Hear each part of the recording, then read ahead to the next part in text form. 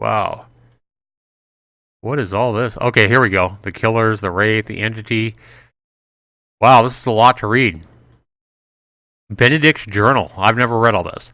Okay, on September the 12th, I began my search in the summer of 1956 after hearing of the town of Weeks. Javier, thanks so much for subscribing. Anyway, I began my search in the summer of 1956 after hearing of the town of Weeks, a place that had an unusual number of missing person reports. America is filled with such towns, so the town of Weeks, huh? But what made this one more odd than some was that there had never been a report of a body found. Indeed, the number of open missing cases stood at a staggering 364, the last of which happened a mere 10 weeks ago. So, thusly, I embark on my journey.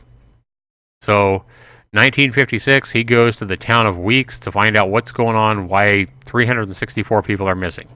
And this is Benedict, his journal. Alright, so September 21st, in his journal, it only took me a few hours upon my arrival to feel the malignant presence that lurked in the forgotten town of Weeks. Its buildings and structures in various stages of decay, all of them abandoned to the ravages of time. I visited the library in Weatherfield, a nearby town. It didn't take me long to find information about the region. Once a vast, prosperous, and sprawling industrial area, Weeks suddenly became a ghost town. Not through the lack of iron ore, but on account of a series of terrible disasters. Once again, I found a place touched by the darkest of evils, so powerful that it spread like a virus in the area, consuming the world around it, rotting the core from within. The locals of Weatherfield would not discuss or talk further of the town of Weeks. The locals acted like the sort of things you would see in the weekly Pinnacle Dreadville. Flashy, thanks so much for subscribing. Their eyes wild with terror. What happened here? Okay, 2 days later, on September 23rd, I spent 2 days in this derelict library. The archives are somewhat unorganized, but I have still managed to learn about the town of Weeks. I get this eerie feel as I sit in that basement, but I feel a need to learn more. I have come too far now. I managed to piece some parts together, and it seems like everything leads back to the Macmillan estate, a huge industry with a mine and a foundry and the former heart of Weeks. I found some police reports and complaints, but no sign of legal action. The archives here does not tell the whole story, but my mind tells me that I need to find this place, as the Macmillan estate might sit upon some answers about these unexplainable disappearances. I simply must go further. I feel somewhat uneasy as my comfort zone most often is behind a desk. But I cannot be shackled to words and must instead make use of action. All I have managed to find out is that some deaths occurred, and it was just shortly after that this rot took hold of Weeks. I have tried to find my way and ask the librarian, but she refused to even talk about it. Old maps in the archive show the way, but nobody is willing to take me. I will set forth tomorrow on my own. Oh, wow. Oh, wow. Okay, so now we have a journal entry. It's not dated, but it's in September, sometime after the 23rd, I guess. I cannot explain what happened today. I awoke to find myself in this strange place. I have no memory of how I came here. My last recollection was of leaving Weatherfield and beginning my journey towards the Macmillan estate. The last part I had to travel by foot. A seemingly never-ending fire burns next to me. I cannot even tell how long I lay asleep. The area of wood seems to have no day or night, just an intolerable gloom. Unsure what awaits me, but I will keep filling this journal, maybe with a hope to warn others. Okay, so entry 1, after awakening. Am I alive? I no longer know or care. I have tried to hike my way out of these forsaken woods to no avail. Multiple times I have tried to escape the fog, and each time I have come face to face with a nameless terror that stalks the darkness. The being in a human form. Even though I feel the human is an exaggeration, it is a shadow of its former self, a horrid shadow. I fear I cannot escape this place, nor the being stalking these woods. I just barely manage to escape. Silence is key, it seems. I also have seen this evil thing. This entity reaches out to pluck those who fall on its path, bringing them to its hideous construct, where it plays with their soul for all eternity. Oh my gosh. The eternity curses these innocents with an endless game of life and death. Each death brings an awakening into a fresh hell where the hunt begins again. I am but a mere puppet in this grim theater. Oh my god, could you imagine that? Wow. Wow. That's crazy. That's horrifying. Entry number 6 after the awakening. What defines reality? Is it just that you can taste and touch? Feel the pain as the blade slides in between your ribs. Ooh. Taste the iron-tinged flavor of blood in your mouth and the smell of death as the darkness takes you. Is it the hope that drives you on? Hoping that the next time will bring your actual death? Or hope that the next exit reveals a way back home? I yearn for some kind of escape, be it death or life. Man, that's horrifying. That is horrifying. Yeah, that's awesome. I like it too, Shonda. Yeah. Entry number 17. The entity is a force of darkness from an ancient place with no name, no sense of purpose other than to endlessly torture its victims over and over again. It is torture and not death it seeks, as there is always an escape. Kind of like the exit doors. Perhaps it feeds off our hope as it seems to offer it to us before dashing it cruelly at the last second. With each death I feel myself weaker, a little piece of my soul devoured by the darkness before I awake. I fear, eventually, that I will lose hope. I wonder then what this dark entity will do with me then. I want to find out, but I fear the answer. Am I alone here? I believe I have seen traces of others as the beings hunt me. All I seek is that soothing, flickering campfire light. Damn. Entry number 26.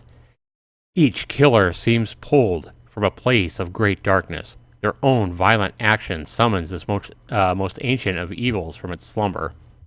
The entity reaches out, taking them willingly into the place between worlds where it demands they do its bidding. They must hunt and kill the prey set in front of them. Some go willingly. Others need to be convinced. The entity tortures them until they are less human and far more thing, until the last light of humanity has faded from their souls, and they take up their weapons and sacrifice the survivors. The killers are needed to feed the entity with a hope that keeps it alive. I am but a pawn in this parasitic charade. Damn! So these killers aren't even there by, well, it says that some of them go willingly, others need to be convinced. And if they have to be convinced, the entity, which is the darkness, tortures them until they are less human and far more thing. Wow. And the last light of humanity has faded from their souls, and they take up their weapons and sacrifice the survivors. And that's why they're there in these games that we play. That's crazy. Entity 49. This is pretty good, I admit. It's better to read the original lore, Josie. This is on the Dead by Daylight website. I don't know. My travels have revealed 4 hellish places, connected by one true evil. Each one features a past so violent and disturbing that it all ends up in a jumble of things I will never forget.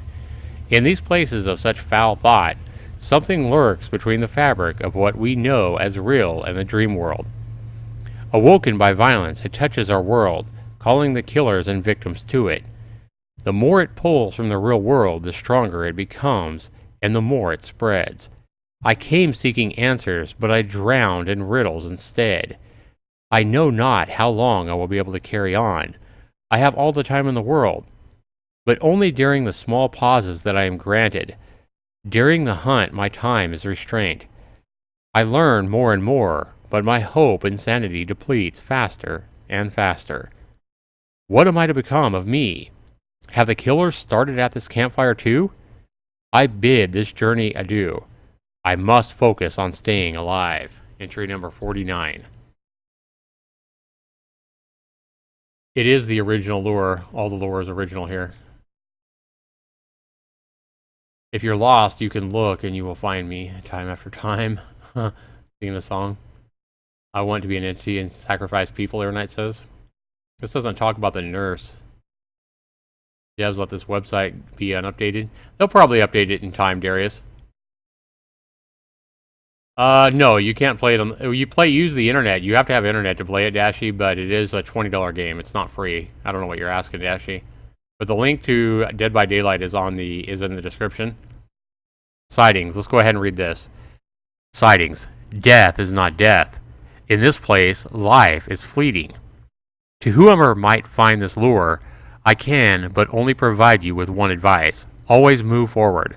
This is what keeps me alive, and have so for a while.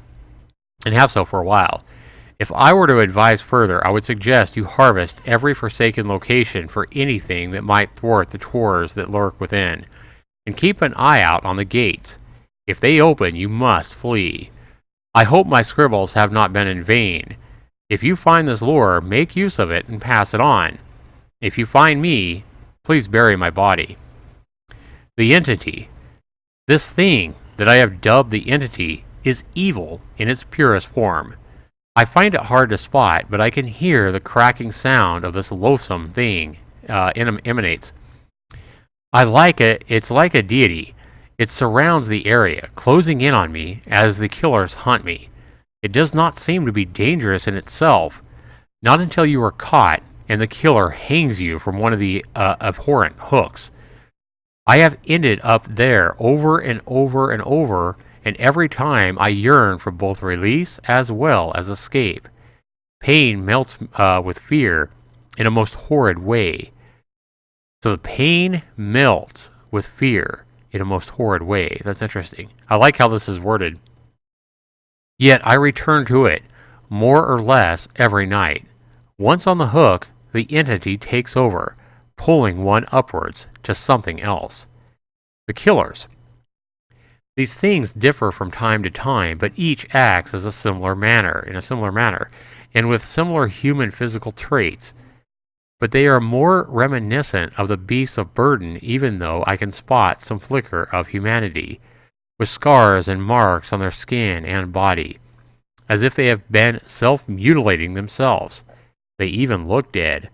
I fail to see some humanity in them. They are bent on finding me, but somehow they refrain from killing me. Instead, I am hung from one of those dreaded hooks. I keep asking myself why they do not stuff the life out of me themselves, but someone must control them. Might they do someone else's biddings? I keep trying to understand them at the same time as they stalk me. I try finding something that can pinpoint their purpose. I wonder if they might be punished. But in that case, are not I in the same position, being punished for something as I try to escape and find some way out of here? They play their role. Without any diversions, they are like a machine that is set on finding any living soul. Are they without hope? Who do they serve? Is there even a master? I have never seen them rest or stop. They hunt until the hooks are occupied. But where do they go after that? Trying to find some answers is one of a few things that keep me sane. For now, if you stumble on these beings, you must run and you must hide without any sound. Alright, the Wraith. This thing moves as a shadow, appearing and disappearing at the sound of this dreaded bell. This Wraith appears to be able to move invisibly. Several times it has caught me without me even seeing it, and it closing in. Often convinced I have my back covered, the thing has materialized right beside me to strike from close range. So stay still and watch the fog. Sometimes it is possible to see the shimmer as it glides forward, looking for more prey. The Hillbilly. A most terrible man to behold. His physique is all twisted and disfigured as by some awful accident. He carries a deadly and cruel chainsaw which he wields with devastating violence, seemingly imbuing him with a superhuman speed for a while. His advantage is also a weakness, as the loud noise can give away his position. So I have tried to heighten my sense of sound, honing in on any sound that is stemming from nature. The Trapper. A vast monster of a man with a hideous grin torn across the mask that keeps stalking my mind. The hunter tracks us through the world. His devastating traps are hidden amongst the greenery. Extreme vigilance and a light step is essential in avoiding the clutches that this miserable smiling killer. I have but many times managed to get caught in one of these traps, feeling how the blunt spikes grind my bones at the same time as that grin comes closing in. It is a constant battle between looking up and looking down. The stain? What the heck? The first time I spotted this reddish fire burning on the ground, oh, this is the glow marks that the killers see. The first time that I spotted this reddish fire burning on the ground, I thought I had finally reached the doorstep of insanity. But I was wrong. After several encounters with this burning fire, I managed to tie it to the killers. Somehow it gives me hope, as one can manage to avoid them if you see this burning warning. Maybe giving me hope is its purpose? I don't know if that's the marks that the killers see or not. Steen. The heartbeat. Maybe it is the will to survive that makes me even more alert to sounds. Sight is limited in this darkened part of the world. In this case, their heartbeat's not my own, but instead the killers as they close in on me. I just hope that they do not pick me up on mine as my heart races for every thump I can hear even clearer. The meat hooks. These vicious hooks strewn about this nightmarish world represent the true horror of that thing that rules this place, this entity. Killers bring their prey to the hooks to torture them before that twisted mess of claws comes down for the finishing blow. There is still a chance of escape once hung from a hook, either by enduring excruciating pain as you twist and turn and manage to escape with a shoulder in pieces. Sometimes you even might get help from others that also reside within this nightmare. All right, so one of the most horrific scenes is not always to be the one on the hook, but rather a witness. To see the fear as someone else struggles for freedom is something that I wish I could unsee.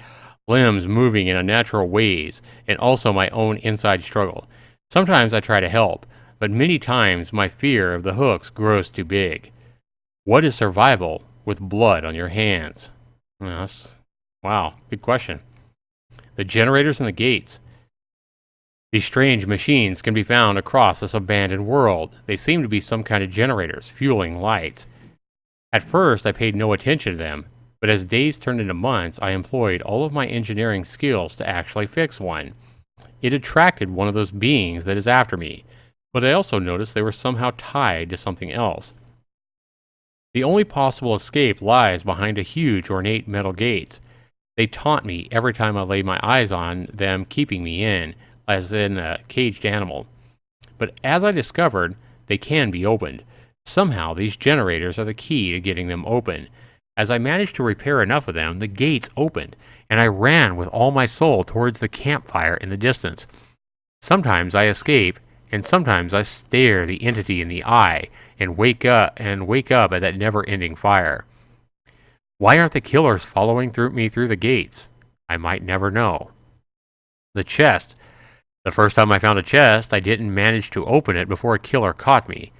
I got exuberated as something new shined some light on this hellish life I now live. I did not pay enough attention, but the next time I was more careful and I managed to loot it. But I must grasp whatever I find with my hands, because all is lost if the killer lays his hands on me. The campfire. What keeps this eternal fire burning? I seldom question it any more as I yearn for its warmth. I get a few moments of peace every time I visit it. At the same time, I hate it, as I never want to see it again. I tried burning my hand in it one time, but felt nothing. But how come it's still warm? The key. This is the skeleton key. During my latest ordeal, I found a key. I have never stumbled upon anything like it. I have spent more days inside this limbo than I can remember. The key almost scorched my hand. I felt as if it had great power. Everything became so much clearer, and sight and sound hit me with great force. I suspect that it is used to open something, but I have not had the time to understand its purpose fully. But my heart tells me that somewhere I will find a keyhole. The hatch. This hatch I found baffles me, as I witness the last survivor being, yet again, the victim of the dreaded hook I stumbled upon. Wait a minute. This hatch I found baffles me, as I witness the last survivor being, yet again, the victim of the dreaded hook I stumbled upon it as I slowly backed away. I finally found my keyhole. With my last strength, I opened it, entered its tunnels, and somehow found my way to the campfire. Now I sit here contemplating its purpose. Its hope is hope more important for the entity than I thought? Is this hatch just a treat to give us a dog of encouragement? For now, I will take what I can get. The basement. I went further than I have ever dared to before. I cannot say what drove me to venture upon this journey, but as I am back at the campfire, I will try to depict what I saw today. Inside one of the houses, there was a staircase leading down to this room of torture. A basement with 4 hooks, but not like others that seem much more random. These 4 hooks are arranged somehow. They must have a purpose. I do not know anything about this place, but it felt packed with memories of endless suffering and torture. The smell of dried blood and bowels still reside in my nostrils. Could you imagine? Wow.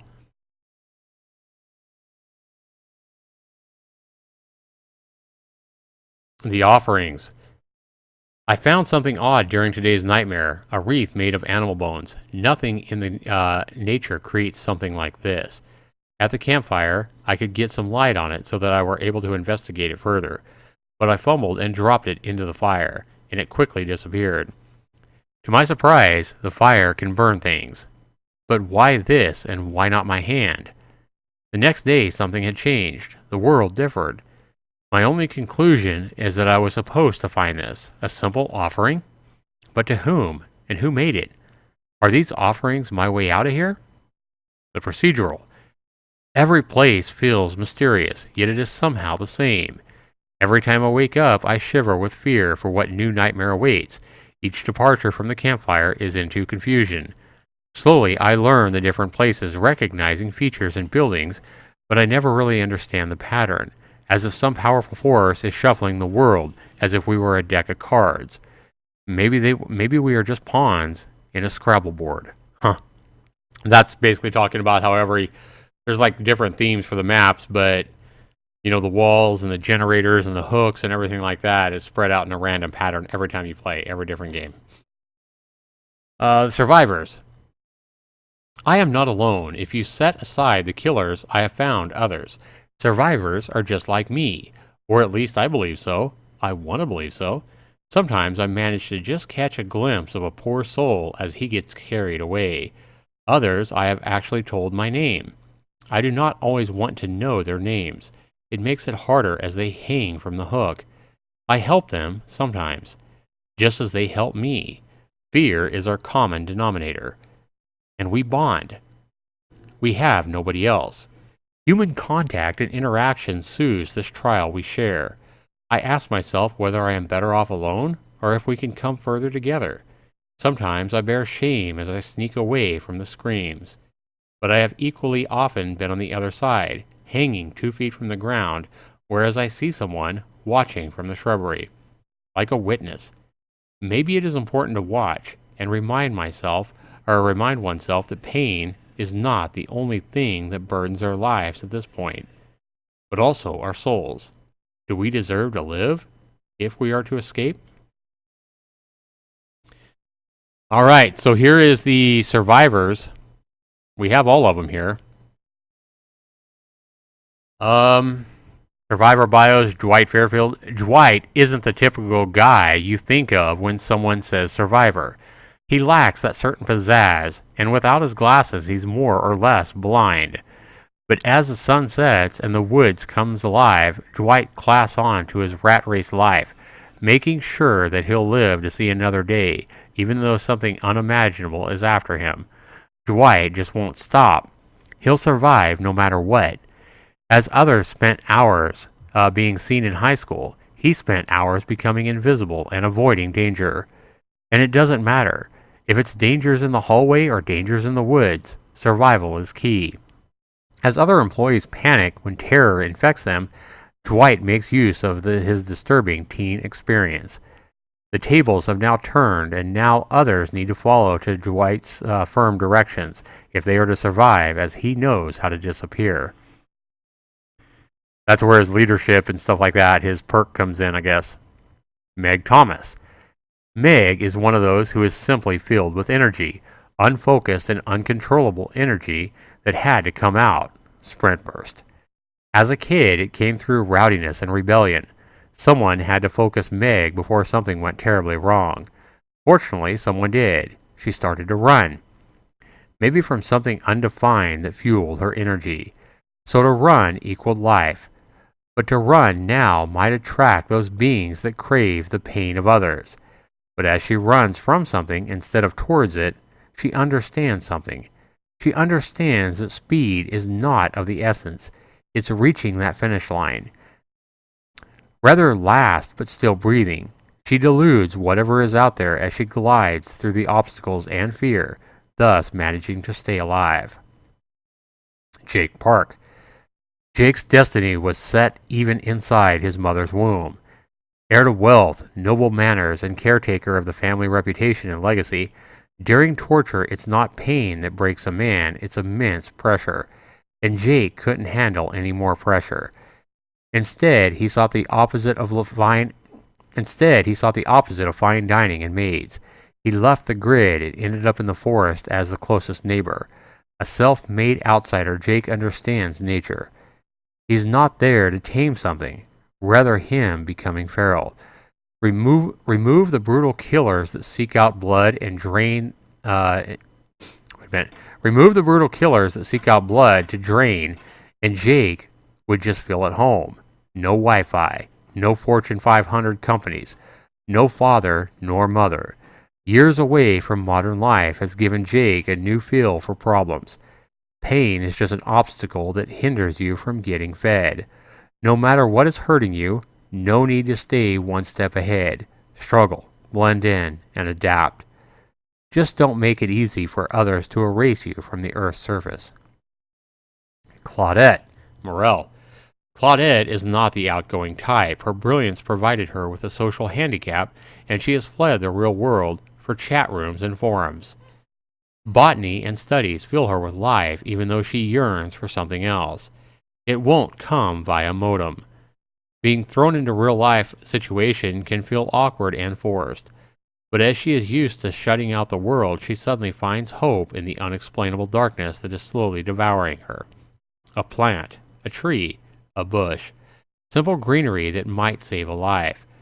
She hides within and amongst them. Her knowledge and skills flourish as gruesomeness roams free around her. And the new survivor, Nia? Nia grew up in the small town of Hojo in Sweden.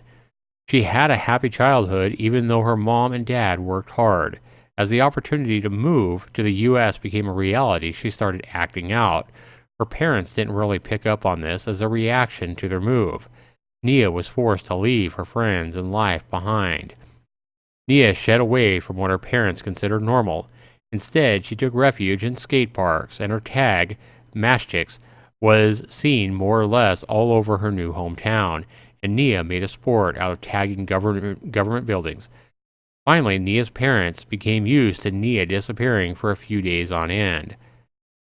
As she's nimble and most cat-like, she's able to evade deadly dangers. Years on the skateboards has proven worthy training, and keeping her head down, avoiding the fuzz can be applied to all dangers.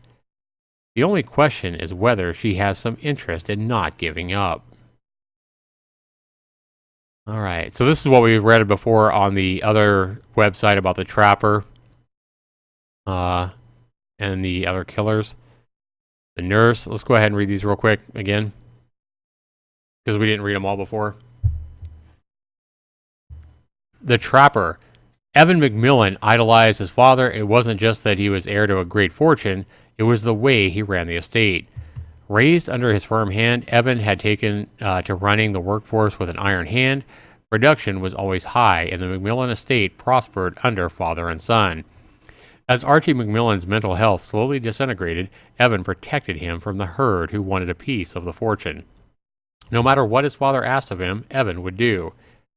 When Archie McMillan finally snapped, Evan became his enforcer in what would become known as the worst mass murder in modern history. They never proved that Evan led over 100 men into these dark tunnels before detonating the explosives and sealing them to their fate. The tale of the McMillan estate is a tale of wealth and power gone very wrong. How many victims failed at the hands of the father and son is unknown. No record is ever made of what became of Evan McMillan. His father is another unsolved puzzle found in the basement of his own warehouse, dead and abandoned. The Wraith. Philip Ohamo came to this country without anything other than hope for a new beginning. He was happy as he got offered a job at Auto Haven Wreckers. So Auto Haven Wreckers is the Wraith's map, huh? And McMillan Estate is the Trappers. A small scrapyard where bribed cops turned a blind eye for the somewhat shady business that took place. Ohamo didn't care. He had seen criminal activity up close in his homeland, and as long as he didn't get involved, he let things be. He just fixed cars and handled the crusher, something he did very well. A car went in, a small metallic cube came out. It was not until one gloomy day that he, just by accident, saw some blood coming from one of the uncrushed cars. As he opened the trunk, he found a young man, gagged, and with tied hands with panic-filled eyes. Ohamo freed the man, who managed to turn 10 feet before Ohamo's boss stopped him and then slit his throat. Oh, he ran 10 feet before Ohamo's boss stopped him and slit his throat. Damn.